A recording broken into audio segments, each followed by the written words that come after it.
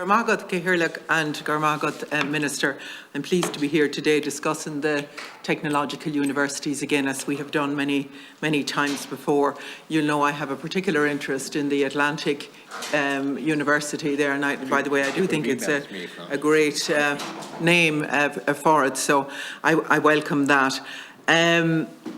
It is also important, and I know you'll know this, Minister, that we have a proper sustainable funding model, and we have an opportunity to do that when Castles comes back. So I'd ask you maybe to speak to that. I know we're expecting both ministers into this committee, Pascal Donoghue and Minister Simon Harris in here on the 10th of February. It's very important that we have that published as soon as possible, that we can get the funding model right, because unless we get the funding model right for these technological universities, then they will not fulfil their potential.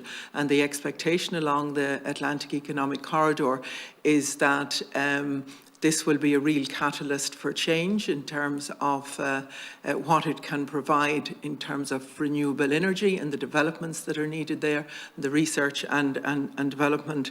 And when we look at the research and development situation, we know that the technological universities have not fulfilled their potential, and we need to look here in terms of what they need in order to be able to do that.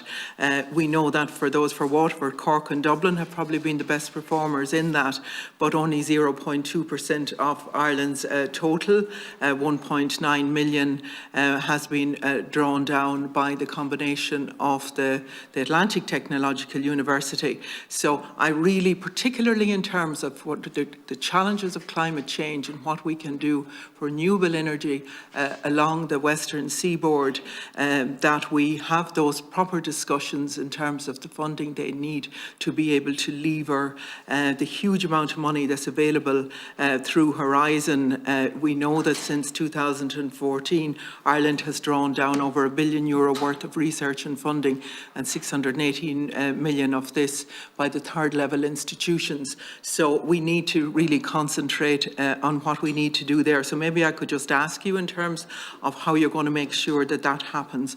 I am concerned, Minister, around the public-private partnership contracts for all of the investments in technological universities, particularly as we haven't done a proper evaluation of the couple that have been done before. I think it's about 10 years ago since they were done under Fianna Fáil. I think we need to do further, examination of that model to see, are we really going to deliver value for money? Is it the best vehicle? I don't believe that it is for us to achieve what we need to achieve around third level, because I am concerned that we're going to end up with a whole privatised situation where, the academic element will be public, but many of the way that we deliver third level education will be dependent on the public-private partnership, and I really just want to see the evidence there for that. One contract that was signed in 2020 was valued at almost €600 million. We're talking about an awful lot of money here.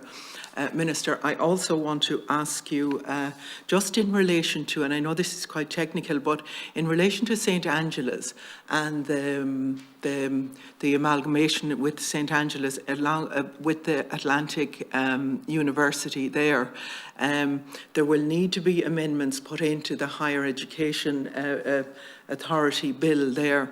But they need to be put in before, they need to be in situ before the 1st of April. And I'm just asking you what you have in place there to ensure that St. Angela's can avail of what's on offer there and can amalgamate. And I really, really want to acknowledge the huge amount of work that's done by St. Angela's, GMIT, Sligo, Letterkenny, all of the institutes in getting this where it is today. So I just want to make sure that we don't let the ball drop in any of those incidents. Thank you. There's a lot there. Sir? Yeah, thanks, Deputy. Thanks for your comments and your support and that of your party of the whole projects around the advancement of technological universities right around the country. In relation to the Castles report, you've raised it yourself on numerous occasions, both here and in the Dáil, and I don't have anything new to say to you here and now in relation to it. You know its status in terms of having worked its way through the European Commission.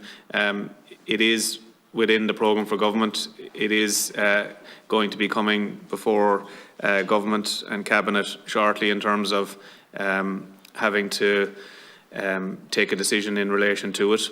We're all aware of the various options that were in it. I think, and we're probably all agreed in terms of how we progress from here vis-a-vis the options. And as you've rightly said, Ministers Harris and Donoghue will be before this committee quite shortly to further discuss that.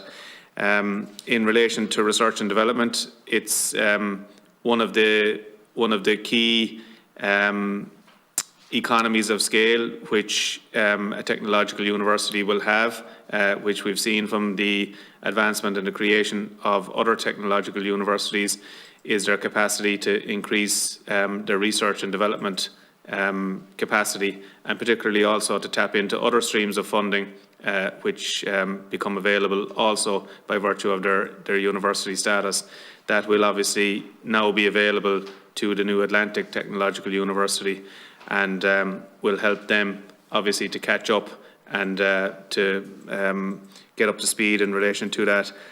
I'm not clear, and maybe you can help me in relation to this, I'm not clear exactly what you're saying in relation to public-private partnerships, if you want to clarify. Yeah. Oh yeah, sorry, I thought you were going on to the other one in terms of the technical, with public-private partnerships, just in terms of the work for whatever services it might be around the technological universities, that's not going to be kept in public ownership, so it's going to be a public-private partnership. And I would just like to see greater evaluation of that to ensure that we're delivering value for money, but also that we're keeping higher education as a public good, that I think you will agree with. Yes, yeah. And just in terms of St Andrews, it arises from the press release from Minister Harris on the 23rd of November, where he says there are a number of issues to be resolved, both by the respective higher education institutes themselves in terms of completing all the due diligence processes, and centrally by government in terms of the legislation being delivered to provide for legal incorporations of the type envisaged. And I would expect that these would be completed over the coming months. And I know that all the due diligence has been done, and I'm just querying in terms of what has been done in terms of the legislation being delivered. And I think he's referring obviously to the Higher Education Authority Bill, and I'm just querying the times in this because I know that this will have to be done by the 1st of April in order to be able to facilitate St Angela's. I'm not sure if it affects any others or not. Yeah, Minister, if you could just have a brief reply, because we are running way over time. Okay, so St Angela's we have to get the Atlantic Technological University progress, as you know, and St Angela's will come after. That's the intention, as you well know.